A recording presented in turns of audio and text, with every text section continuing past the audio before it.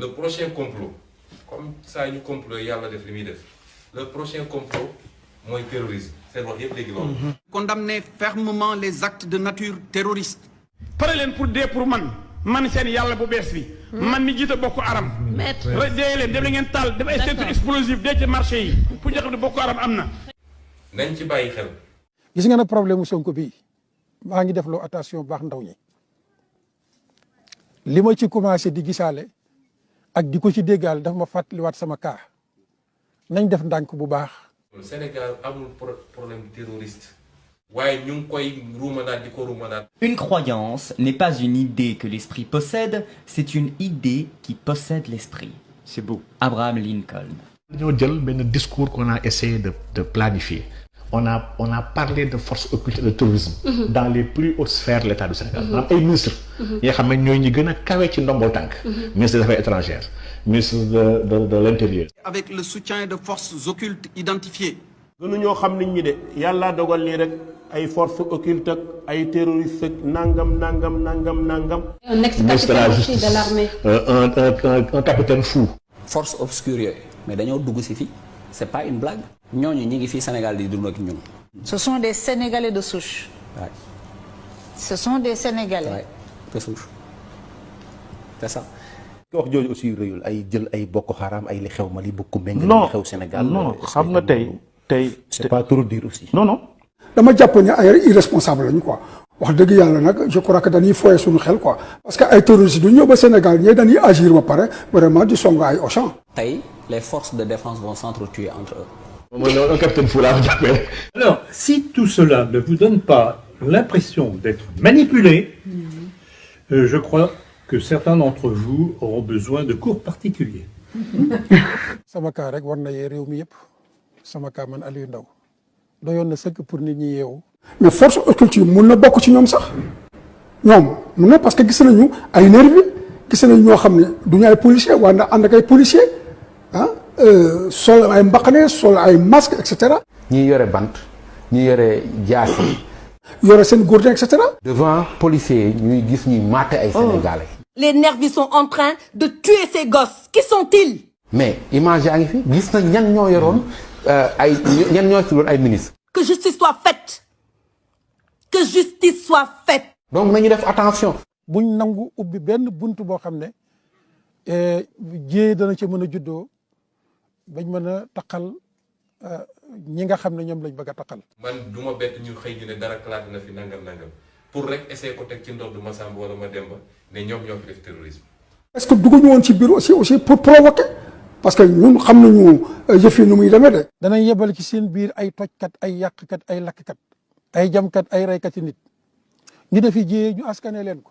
tey Sénégal sotti nañ ci essence ba pare xosi almet taxi mu tàkk loolu moo ci des. Force obscure yi ñoo sotti Sénégal essence. dafa leer. Donc vous voyez comment on est trompé d'information en information, et pourtant informations qui sont parlantes par elles-mêmes. La preuve ñoom ñoo waxoon ay forces occultes forces étrangères. traité nañu tout le peuple sénégalais de terroriste. président weddi ko pour nangu ni que xëy na li xewoon jeunesse yi ñoo wane seen mer te effectivement comprendre na leen. Qui montre à quel point tout cela est faux. force occulte mun na am mais nañ cette force occulte bi fan la ñu féete ak ñan la ñu àndaloon pour mën a def li ñuy def. ñëpp quand ils disent la même chose. wax dëgg yàlla ñoo war a tiit quand on sait que y a un ensemble de choses qui tendent toujours vers le même but, la gouvernance mondiale. loolu mooy prochain complot bi seen discours yëpp léegi loolu la. Le terrorisme est un crime. Un État qui a des preuves que vous êtes terroriste, il vous met en prison. Je suis là, libre, je vaque à toutes mes occupations. Alors demandez-leur, mais vous foutez de nous? Vous avez un terroriste et vous le laissez circuler comme il veut. man dama gëm ni ministre bu toog di ko wax wala président bu toog di wax da nga fay ci sa liggéey quoi parce que yow bu fekkee ni sa liggéey mooy ku nekk terroriste nga jàpp ko tëj ko atte ko nga bëgg a wax ni terroriste yaa ngi ci réew mi comme yow xam nga ni ñu ngi ci réew mi kay jàpp leen loolu lañ la fi tegee loolu lañ lay fayee loolu mooy sa salaire yow ministre dañ la fee teg pour nga jàpp terroriste yi les forces occultes nga jàpp leen mais yow nga toog di ko wax soo toogee di ko xam nga lu muy tekki da nga foog yaa ngi tagg sa bopp fekk yaa ngi xas sa bopp yow yaa ngi xas sa bopp parce que li ñu la war a def la yow dañ la ne jinax bu romb rek nga tax benn mbooloo jinax ñu ngi fee loolu ban njëriñ la xam nga ni lii la def ko. Je l'ai dit l'autre jour, effectivement, nous les terrorisons eux. Nous terrorisons tous les voleurs de la République et vous savez que ça pullule de l'autre côté. Parce que nous dénonçons leur forfait. Nous faisons des révélations. Les vraies questions qui doivent être posées, monsieur le journaliste, il faut que nous, au Sénégal, nous refusions la diversion. Et vous voyez comment on peut faire la part dans notre société entre ceux qui réalisent ce qui se passe, qui le dénoncent, qui mettent en garde, et ceux qui font tout pour que le public ne comprenne pas.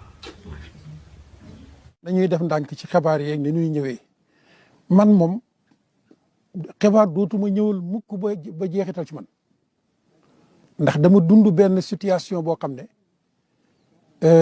ku ma noon Sénégal war nañ mën a ràbb lu mel nii dama naan déedéet amut. gis naa benn journal bu ñuy tuddee Jeune Afrique maa ko liiral sama bopp jox ko samay avocat ñu bind ci ne maa ngi doon préparer ay attentat Touba ak Tivaouane nga xool ñaari dëkk yu mag yooyu nga xam ne seeni taalibe ak seeni njaboot ni ñu tasaaroo ci réew mi ñu jékki-jékki rek ne benn waaye la ab terroriste la mu ngi doon bëgg a lakk Touba ak Tivaouane xam nga kon loolu mooy jaxase woon nañ mag ñoom jaxase woon nañ sama njaboot ak ñoom heureusement yàlla may leen ak dal alhamdulillahi rabbil alamin ba réew mi tàkkut. xam nga terrorisme pour réprimer ko danoo jox nu mu tudd ci instance répressive yi ay doole yoo xam ne bokkul ak droit commun nañ koy traité de telle sorte que bu ñu la jàppatee comme tuumal la terroriste mun nañ la tëj benn at ñaari at ñetti at ba ñeenti at ba pare bàyyi la ne defoo dara et cetera donc moyen la boo xam ne il faut que nit ñi def attention daal ñu bañ di ko fooyee daal. Je voudrais vous rappeler encore une fois ce texte qui est fondamental pour comprendre le projet. C'est le texte d'un certain Michael Lydon dans son livre The War Against the Terror. Je le cite très régulièrement parce que c'est une clé pour comprendre. Voilà ce qu'il disait. Nous voulons que les choses changent. La question n'est pas de savoir s'il faut déstabiliser, mais comment le faire. Donc, c'est l'aveu que tout ce que nous vivons est fait pour déstabiliser les sociétés. Donc, vous voyez, c'est pas le hasard qui crée tout ça. Ça correspond à un plan mondial, mondialiste. mosuma dem Nigéria ñu ne dem naa fa mosuma dem fële ñu doon defee réunion yi ca ñu ne mooy boori nakaati Risatol jiite naa fa ay fu ne yóbbu nañ ma fa de jiite naa lii ba dégg naa sax ki yoroon intérieur ci jamono boobu woo na ay imam ne leen nag na ngeen def attention ci seen waa ji ndax xamu leen ko parce que def na ay sorties yu bëri di jokkaloog islamiste yi nga xam ne ñoo nekk ci adduna bi am na sax ku ma jox benn nombre boo xam ne nombre de réunion yi ma def ak ñoom mu nekk 120 réunion ci koo xam ne mos def benn réunion ak ñoom bu ko defee nag man li may wax sunu mbokki journaliste yi mooy nañ bàyyi xel ne adduna gi lu gàtt la te ñii ñuy bind ci ñoom seeni nawle lañu ñoo bokk ak ñoom réew mi lépp loo xam ne nag yaa ngi koy bind ci sa mbokkum jullit muy luy tilimal ab deram su ko mënta régler fii danañ ko régler feneen muy yowmal qiyaama ndax kat bis dana ñëw ñu taxaw loola ne la yaa bindoon lii ci sa mbokk sàngam yaa wane woon lii ci sa mbokk sàngam foo ko jëlee woon yonent bi alayhi salaatu wassalaam day wax ne ki nga xam ne day yëkkatiw làmmiñam di wax lu ko neex ci mbokkam muy loo xam ne lu ñaaw la nee na kooku du taseeg mukk yërmande yàlla waaye alquran nag boppam sax moo ko njëkk wax bismillahi rahmani rahim inna alladina yuhibbuna an tachia alfaxishatu fi alladina amanu lahum adabun alimun fi dunia wal axira suñ borom daf ne ñi nga xam dañuy dund ci biir société bi te di bëgg di tasaare ay ñaawteef ci seen mbokk yi nga xam ne ay nit ñu gëm yàlla lañu gis nga fi alladina amanu seen mbokk yi nga xam ne nit ñu gëm yàlla lañu ñu ne mu ne lahum adabun alimun fi dunia wal axira bala ñoo génn ci àdduna gi yàlla dana am lu mu jëflante ak ñoom